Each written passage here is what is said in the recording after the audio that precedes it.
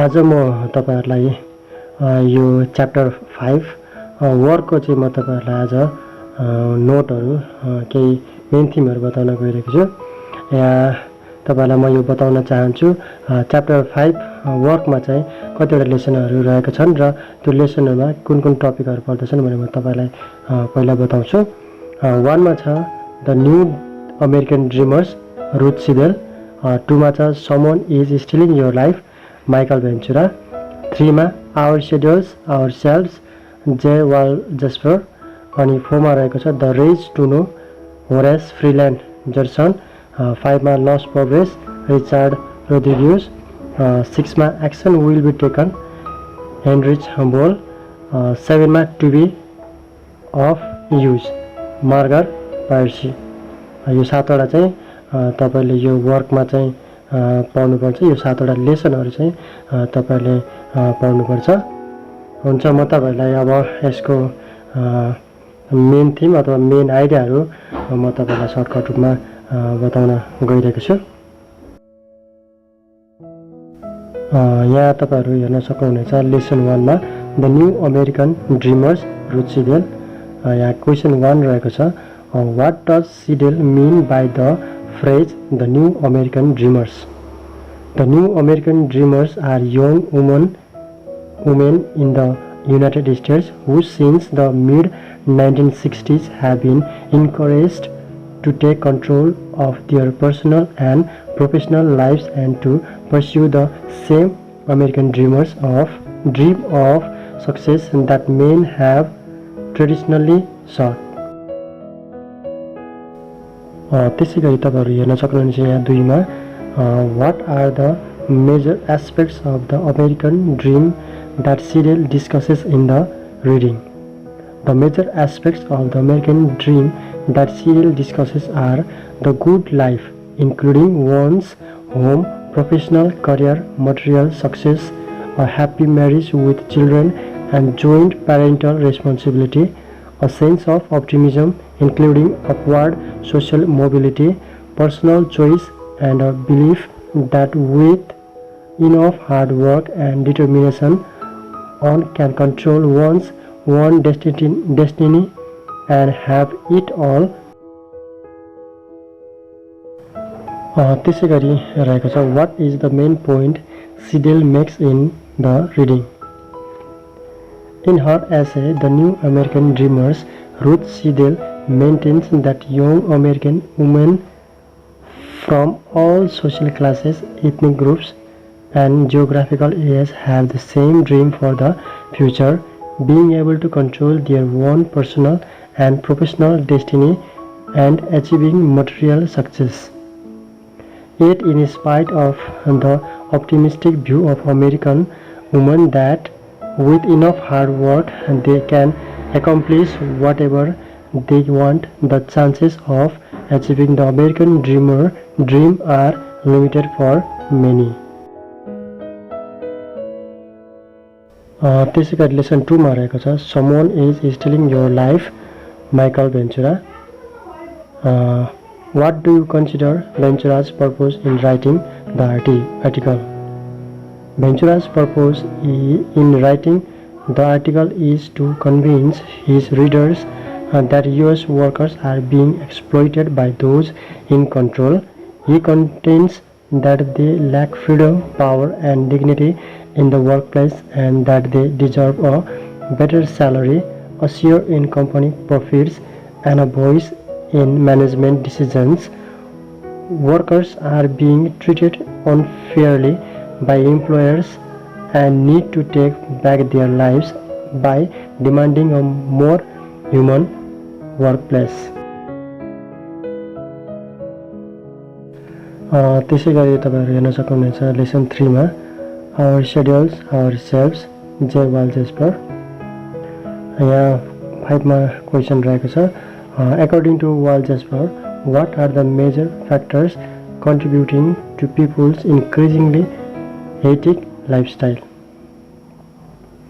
The main factors contributed to people's increasingly hectic lifestyle include a dizzying timetable of duties, commitments, demands and options on the job, in school and at home. The daily grind of life, a globalized economy accompanied by decreasing control over one's salary and working conditions, an industrialized, fast-paced society demanding jobs to worker, household and single-parent families. New technologies, example, cell phones, email, laptop, computers, etc. that contribute experiences. त्यसै गरी 6 मा रहेको छ, what is the main point Walt Jasper makes in the essay? In the essay, our schedules ourselves, J. Walt Jasper argues that due to increasingly fast-paced lifestyle filled with pre-scheduled activities, responsibilities and options, North Americans have become overwhelmed by activities and miss out life's small expected pleasures. In order to be freed from the yoke of an overscheduled personal and professional life and to lead a more fulfilling existence, people need to cut back on their daily appointments, and employers need to provide a more human workplace, including a shorter work week and more vacation time. त्यसै गरी तपाईहरु हेर्न सक्नुहुन्छ lesson 4 मा the race to know, Horace Freeland Judson. Question 7 मा रहेको छ, identify the major motivations according to the author for scientists who wish to be involved in their field.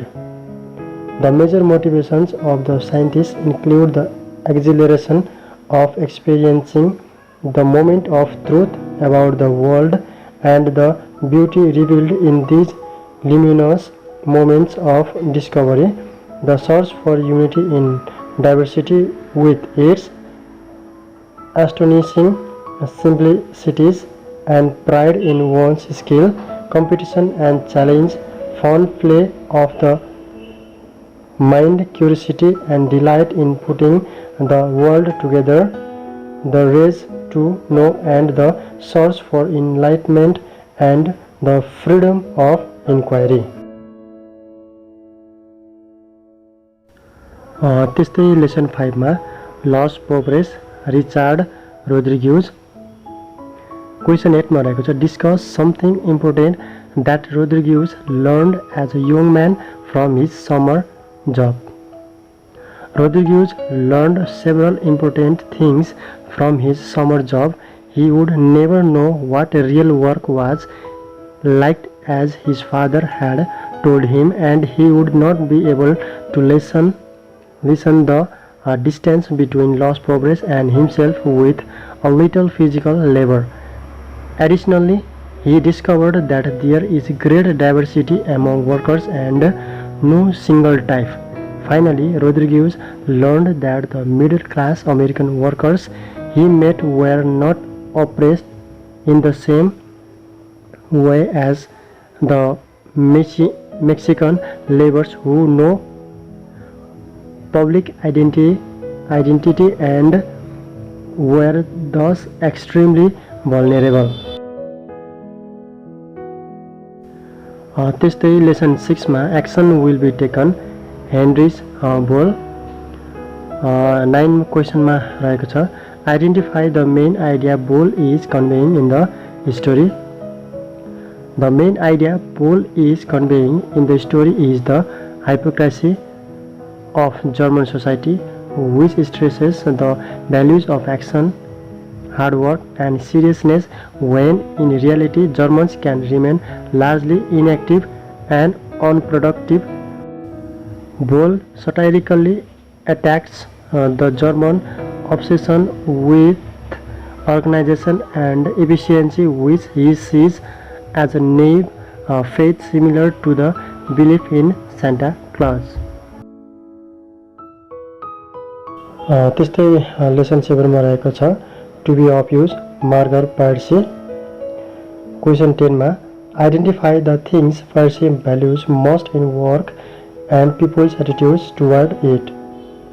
The speaker of this poem describes the things he or she values most in work and people's attitude toward it. People long for useful work that contributes to the good of humanity in some real or evident way. The individuals who should truly be admired are those who, with effort, patience, and enthusiasm, work with others to do what has to be done again and again. Although the poem, in one sense, is an ode to the common laborer, in another, it is a celebration of any person who submerges in the task and gets done what has to be done.